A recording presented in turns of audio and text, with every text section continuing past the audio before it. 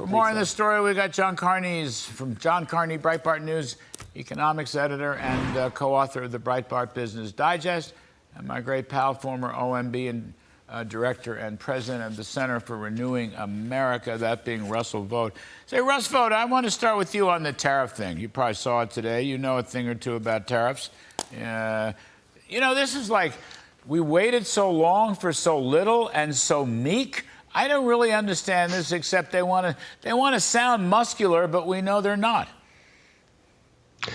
They're not, and they continue to chase the leadership that President Trump had while he was in office of changing the relationship with China to be able to go after some of the structural problems that we have with China. They're stealing our technology, them making it so that we can't have a fair marketplace with our firms trying to do business in China. So, look, this is just a half measure. It comes way too late. And it's something, if they were really serious, they wouldn't have had every single cabinet member go to China and just say, hey, there's no talk about strategic decoupling. We're all going to be on good terms here. Instead, they waited too late, and this is what they have to show for it. You know, Joe, we don't buy steel from China, or hardly any. We don't really buy electric vehicles. We do buy some solar panel stuff. On the other hand, they want to stop rare earths. They're slapping tariffs on, but they won't let us mine for rare earths here. Of course. So what does that tell you? Yeah, so Biden is not serious about this China trade issue at all. In fact, his tariffs are so weak that they will do nothing at all to reset the trade relationship with China. China depends on the U.S. buying its overcapacity. It is still going to depend on the U.S. buying its overcapacity.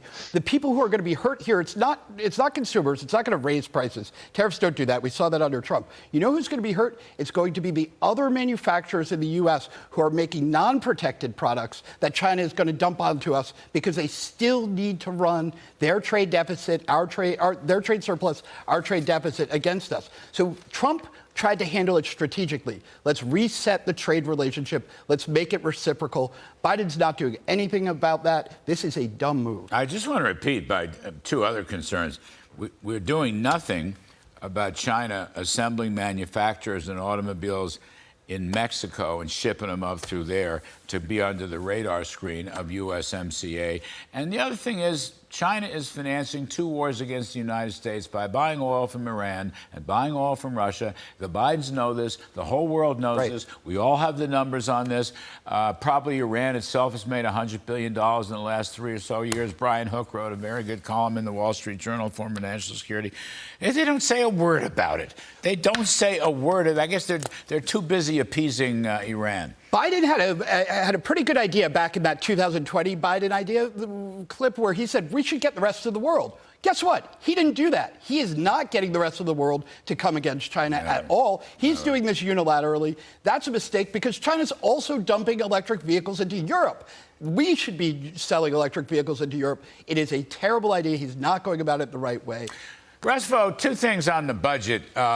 Obviously, the numbers are outrageous. You're running $2 trillion deficits per year as far as the eye can see. We're essentially at full employment, or at least below 4% unemployment. That's ridiculous. The federal debt is going up to 116% of GDP. $48 trillion is the CBO estimate. Probably come in more than that unless there's some major policy changes. You know what else, though, Russ, caught my eye? The Committee to Unleash Prosperity was running this today or yesterday. Food stamps, SNAP program, okay? It is almost as expensive as it was at the height of COVID.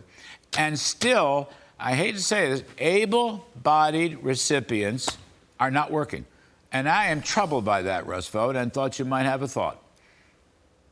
Well, I am too, and I think the problem with food stamps, we always hear they're supposed to be cyclical. Like when you have a downturn, food stamps goes up, and then when things begin to pick up, they go down. In reality, they don't ever go down. They continue to scale up, and what's different is that with all of our welfare programs, we've lost the ability to expect work from these programs. The historic reforms that were put in place in the 1990s are largely gone by the wayside. And so what we have now are benefit hammocks where people are not encouraged to get back into the workforce. And that is something that I think you'll see in a difference with the President Trump. All of his budgets had substantial welfare reform, both to improve what we had on the books already, but also to apply it to new programs. That That won't balance the budget, but it would help. And it would get more people participating in the labor force, which throws off all kinds of benefits. So I think you're right about that. John Carney, last 30 seconds, the PPI kind of blasted off today. I'm not sure I know what this new PPI means, but it didn't look very good, almost 6% at an annual rate. Yeah, it's absolutely ugly. Inflation is not coming down. Biden was wrong about it. The Fed was wrong about it. He was hoping that the Fed would come in and bail him out with a tax cut or rate cut.